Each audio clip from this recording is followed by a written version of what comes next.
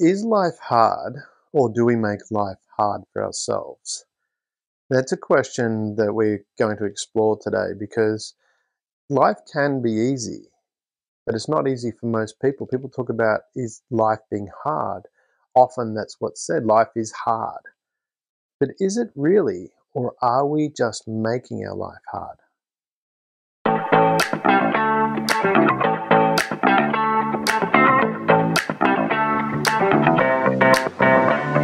Welcome to Share.care, an all-inclusive community sharing experience, strength, and hope to create strong, healthy, and inspiring relationships. Share.care communities work toward every individual feeling safe, valued, and heard, free from the threat of danger, pain, or harm. Each episode, founder Damian Andrews explores the principles underpinning Share.care and invites expert special guests to share their knowledge so you can easily reap the benefits so many others experience. You hold the choice to create your future. Let it be with strong, healthy, and inspiring relationships. Hello and welcome to an On the Couch episode of the Share.care podcast. Our belief is that global peace starts at home. Feeling safe, valued, and heard gives you a foundation to confidently step out and make the world a happier and safer place for everyone. Because in today's world, it's in your own selfish best interest to help others. I want to talk about life being hard and look at, do we make our life hard? Is what we do, is that what makes our life hard, or is life actually hard? And if we look at, go back in history, medieval times, those kind of things, you could argue, life is hard. But if we look at today's world, is it really life hard? And I'm talking from the first world countries. I mean, we talk about having first world problems, and that's the space, the context that we're going to put this conversation in. Because yes, there are certainly places in the world where life is hard. That's without question. I think common sense just suggests it is. Certainly in some of the third world developing countries, there are some extreme difficulties that people deal with and need to overcome. But let's look at the developed world, the first world, and is life hard? And I want to use some examples from my own life and explore whether I've had difficulties and did I actually create those difficulties. And I'll start with one which I think is pretty obvious. But when I was, how old? I was 20, I think, 18. No, it was not 18 or 19. Anyway, I was around that age. I can't remember exactly. I'm a lot old. I'm 50 now, so it's a long time ago. But what happened was I was in Perth, and I was driving my car along. There's a road that goes along the river, and I was driving along and with my girlfriend. She was sitting in the passenger seat, and other friends were in the back. We were driving along, having a good time. And for whatever reason, I wasn't paying it. I think there was sun coming in front of me, and I didn't notice that cars had stopped in front of me. They'd stopped to turn right. For those in the countries that drive on that side of the road, everyone else, majority of people drive on the other side, so you'd imagine you're turning left. So, and it was a 2-lane road. The cars in the lane closest to the center had stopped because the car at the very front was turning right. I didn't see that for whatever reason. I don't remember. And I drove straight into the back of the car that was stopped, which caused a concertina effect and destroyed 4 other cars. Also, too, my girlfriend happened to be holding a tape recorder for whatever reason. I can't remember why, but she was holding a small tape deck in the day. That's going back how old I am. It was a cassette player. Wasn't a CD player, it was a cassette player. So that's flown up, hit her in the nose and broken her nose. And to top things off, after ambulance and police and all that arrived to address the situation, and to top that off, my girlfriend's parents have driven by that same spot, seen my car with a totaled front nose, and then trying to work out, okay, what's happened here, because they know it's my car. So that was a pretty traumatic experience. And we go, well, how does that relate to life being hard? The thing was, I wasn't insured. I didn't have car insurance. Didn't have third party, didn't have comprehensive, didn't have any insurance. And as a result of that, because I caused the accident, there's a number of people wanted money to get their cars replaced, and everyone else had insurance. Insurance, so I had insurance companies chasing me for money, which I didn't have, and I was by myself as well. So I was in Perth. All my family were in Victoria, which is the other side of the country, 3,000 or longer. I don't know how long way away, complete other side of the country. So I didn't have their support. Could talk on the phone, but again, this is before we didn't have mobile phones then. That's how long ago this was. And so I was pretty much by myself trying to work out and manage this situation with the insurance companies chasing me for money. I wasn't in a position where, because I'd caused so much damage, I wasn't in a position where I could actually get more insurance. I didn't have the money to buy a new car anyway. So I spent the next, long time on a push bike riding around, because that's all I could afford. I had 4 insurance companies chasing me, so I had to do deals with them to pay them some money because they wanted some money, and had to negotiate that. And it was an extremely difficult time, as you can imagine. I literally just, my financial circumstance, which wasn't great, it wasn't bad. I was working full time. I was in the army at that point in time. I thought the army might help, but that wasn't their position to deal with any of that kind of stuff. I was fortunate in the sense that I was in the army and I could live on the army base. So that reduced my cost of living, because I could live on the base, and there was some money that was taken out of my pay to do that, but it was a small amount, which left me with a bit of money after that. And so in looking and talking about, life being hard, was life hard in that circumstance, or did I do something monumentally stupid, or did I not do something which my not doing behaviors was monumentally stupid, i.e. not having car insurance? And certainly had I had car insurance, that whole circumstance would have been very different. Yeah, my premiums would have gone up, but I had a $60,000 debt at age 19-ish with no assets, not a great income. It was okay, but it wasn't great. It wasn't massive income. And I had a very difficult time for the next 12 months. I eventually had saved, because I'd been putting some money away, had saved some money, and I was able to buy a really, it was a very old Toyota Celica. It was a cool car. It wasn't really good. It was very rusty, but it was a cool car. It drove really well. It was a cool little sports car, though. The 1970s, I think it was, Celica.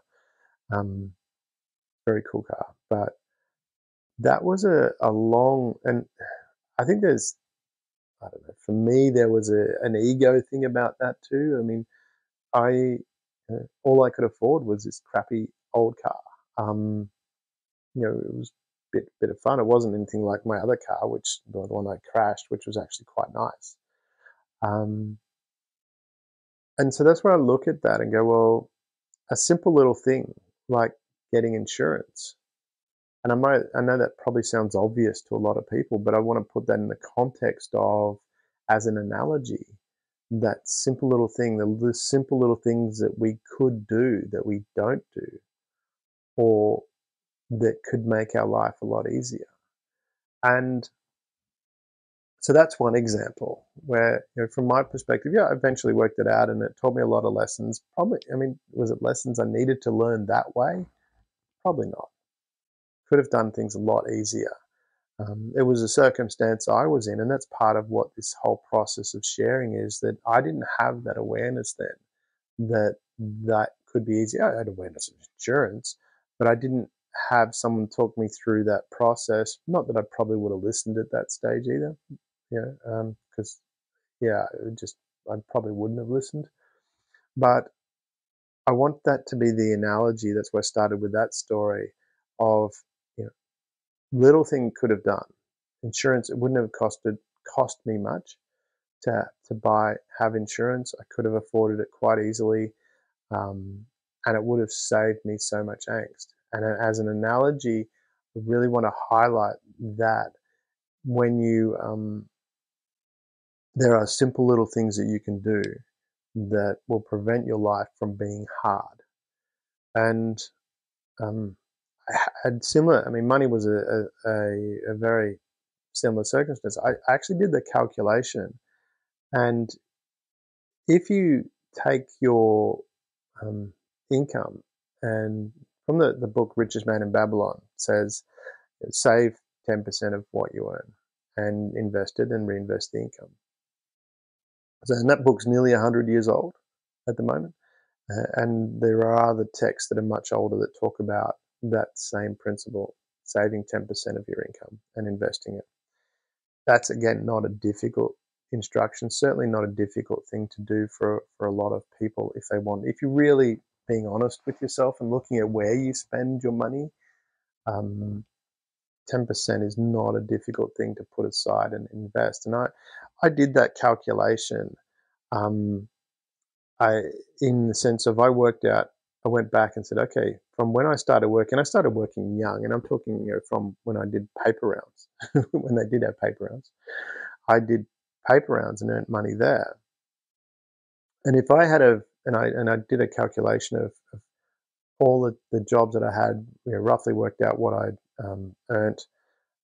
And if I took 10% of that income and had invested it from when I first started working, and reinvested the income from that. And this is where it's interesting, and we don't fully understand. I think as as people, we have this finite attitude, a scarcity mentality, that we can't fully comprehend the power of. We'll understand infinity. We don't fully comprehend that, but also the power of compound interest. Einstein talked about compound interest being the eighth wonder of the world, and to really understand how important that is to start early. And I look at, and I did that calculation from when I first started working, so took 10% of all the money that I earned. And had I done that and invested at a reasonable rate, not a great rate, which is achievable, consistently achievable, but just a reasonable rate, and it turns out that my net worth would be somewhere in the order of $340 something million. You couldn't live off it, but it's a good start, facetiously, he says. It's one of those things where, again, when you look at this kind of thing and go, well, my life's hard, I'm struggling, certainly later in life, midlife, but when you're younger, you don't really. I didn't have a lot of expenses, and I didn't get into having a child until I was much later in my life. I was 34 when I had a son. Well, I didn't personally have it, but I helped create it. Him, I should say. And when you look at that period, there's not a lot of great expenses that you have, so you can really make that compound interest effect happen really well. And then that was the outcome of that. A simple little step if I had of saved that 10% of my income from when I first started working. And granted, I didn't know that. Again, that's why I was sharing this. For the younger people listening, um, these little steps will make your life a lot easier. And I know a lot of people do that. I know from my son's perspective, he understands that because I show him, and he actually earns money and puts it away for investing. He puts all of it away for investing, so it's doing very well. Um, and that's again a simple thing. Do we make life hard? Well, a lot of times, we will spend money on stuff that we really don't need in our life. For those who are watching the video, you can see a nice, beautiful Lego Ferrari here. I do that. I like my Lego. And I use the surplus money after I put money away for investing for that. There was a time where, back when DVDs were a thing, I bought all these DVDs. Pretty. It was great to have as a collection, but I didn't save that 10% then. And I didn't need those. I didn't need all of them. A lot of times I just watched the thing once and that was it. And I had this really cool collection. It looked great. It was a great wall of all these DVDs. But I wasn't doing the first part first. I wasn't making my life easy. So I was actually making it harder for myself financially because I was spending that money and not investing it. And similar sort of thing. I mean, we've covered off, the car accident, which I think forms a wonderful analogy of how we can make our life hard by just not doing something sensible. The money example, money is prevalent to everybody, and it isn't. For most people, I would say it's pretty easy to save some of what you earn. There's a lot of things, if you're honest with yourself and looking at where you spend the money, you probably don't need to spend some of the stuff that you're doing, and you can save that up. And the interesting thing is that it very quickly actually changes, and then you're earning more money from the investments, and you don't have to work. And it's funny when you don't have to work. I had that experience once because I've earned a lot of money in my time, and then I've had times where I haven't earned money, and because I didn't keep the money that I'd earned, it was more difficult when I didn't have the money. But it's funny when I was earning a lot of money, how it was I had the opportunity to create a nice little nest egg, and I didn't, and that wasn't because I didn't have that opportunity. It's just I didn't do it. And that's what made my life hard. I didn't need to have all the other stuff that I was spending money on because I certainly wasn't keeping it for myself, which is, should have kept some of it for myself and invested it, and it's at $340 something million. So that's another example. What about relationships? People talk about relationships being hard. Certainly from my perspective, when I look back at a number of relationships I have and have had over the years, they're not. For me, I had a thing where there would be people that are really nice, and for some reason I didn't like that. I wanted, for whatever reason, and maybe this is part of my own development as well, but I went out with women that were kind of controlling, and it made things really difficult. Whereas I would explain what I wanted to do, and they'd be telling me I shouldn't be doing that, and then we'd have issues with how that the relationship worked, and it seemed to be a pattern for me. And I'm sure we've all heard of someone, or even ourselves experienced it, where we're dating a person that's wrong for us, and we continue to date them. And it's interesting when you look at them and go, well, relationships are hard. Well, yeah, if you're dating someone that you don't get along with, that's going to be really hard.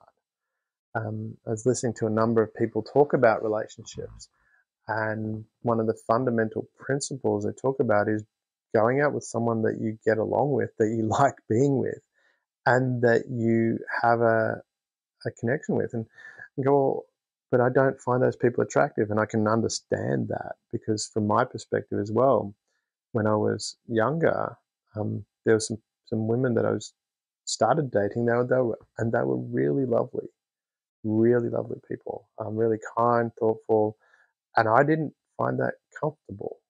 And I'm using the word comfortable deliberately because my expectation, how I thought about myself and what a relationship was that there was this argument, there was this argy-bargy, there was this, and that was what a relationship was for me. That was the example that I grew up with. You know, my parents, they argued a bit, so that was what I was expecting. I didn't really think about what I wanted in a relationship. I was just going with the flow, and that's where, from my side of things, I found that argy-bargy attractive, not because I don't believe it was a romance thing. I think it was just a comfortable thing where that was what unconsciously I expected was normal. That's what was normal for me. And then when I dated someone who was not like that, who was nice and didn't want to argue, just wanted to enjoy time and was understanding and thoughtful, I found that uncomfortable. And so was I making, were relationships hard for me? No. Well, they were, but did I make that hard? Yeah, I made it hard because I dated someone I probably shouldn't have dated. I should have dated the people that I did. And then from, where that changed was when I was, and this is the part that I want to get to, is where it changed was I decided what I wanted. And that makes a difference. What did I choose for my life? And when I chose what I wanted, and I'll use relationships, that applies across all areas. When I chose that I want to have a specific type of relationship, I want to if I'm going to date someone, they need to be kind, they need to be thoughtful, they need to be understanding. Also, too, I needed to be clear about what it was that I wanted for me. And so, well, this is how I live my life, and this is where the boundaries are for me. When I was clear about that, all of a sudden a whole different world opened up. I actually noticed that the people, even though I felt attracted to some people, I noticed these behaviors that were the same as before, where they were starting to be controlling, and I was immediately went, okay, that's not what I want. And that's where it's really important when we're talking about making your life easy, and life being easy. When you're clear about where it is that you're going, life becomes very easy, because you've got a criteria by which to decide, should I go in this direction or should I not? From the car insurance perspective, I mean, from a security perspective, if I had have thought about that, it'd be, well, the risk here is massive that I could be in a lot of trouble, therefore car insurance is a good thing. I want to have some security in what I can do, and I want to have an ability to have flexibility in my work, or choose not to work. 340 odd million gives you an ability to do a variety of different things that you don't get to do without that, or when you've got no money. And same with relationships. The friends that I have that are in long-term, very happy relationships, they were very clear beforehand what was right for them, what they wanted in their life. They knew very clearly what they wanted in their life. They also were very clear about what they wanted in a partner. And that's what they did. So coming back to that point about whether you're attracted to a type of person, a lot of times you might find that if you look carefully at yourself, that you haven't clearly defined what it is that you want, or usually they're together, you're actually just operating off your past experiences, and that's what's guiding you. Rather than saying, okay, I want this type of relationship, I want to have one where we communicate in a harmonious manner. If there's an issue, we talk openly about it in a relaxed manner, and find a resolution that works for both of us. Whereas you might be just operating from the perspective of when there's an issue, one of us hides and the other one yells and screams, because that's what you've experienced in the past. So do we make life hard? I think, from my experience, when I look back, and there's a lot more there I could choose from to explain, okay, this is my circumstance, this is how I made my life hard. It wasn't life that was hard, it was things that I did that made my life hard. And that's why at Share.care, the first principle is responsibility, personal responsibility. When you recognize and look at yourself and go, okay, I'm causing this. And that gives you the freedom to change it. It's difficult. You've got to face up to it. It's a hard thing to look at yourself and realize that you're the problem. And it's a quote that we've got there from Sophocles. I think it's Sophocles, can't remember off the top of my head. But the point is, if you're not used to it, it's hard to look at yourself and go, you've caused that. When you actually accept that it's my life and I get to choose and I'm going to make it, whether it's successful or not, whether it's easy or hard is my choice. When you accept that, it actually becomes easy. You go, well, actually, if this thing's not going the way I want, I'm causing that, I can fix it. And it becomes really fast. You can even train your unconscious to do it, so you're not even consciously aware of it, it just happens. Because that's what I do now. A lot of things just happen because I've taught my unconscious very clearly what it is that I choose for my life, and a structure of how to get there very quickly, which can be done. And so that's there for you to learn from. And so that's where I really want for you to have a think about, really ponder, is life hard, or am I making it hard? And if what you choose to have is to have a life that's easy, because if your choice is to have a life that's easy, you can very quickly do that by doing the things that make your life easy. And those things are out there. There's key principles to follow. When you follow those key principles, your life is very easy. Thank you for being part of the Share.care community and helping people around the world prosper. You're creating a bigger pie for everyone to share. The more people contributing to the world being a better place, the better the world becomes, for others and for you.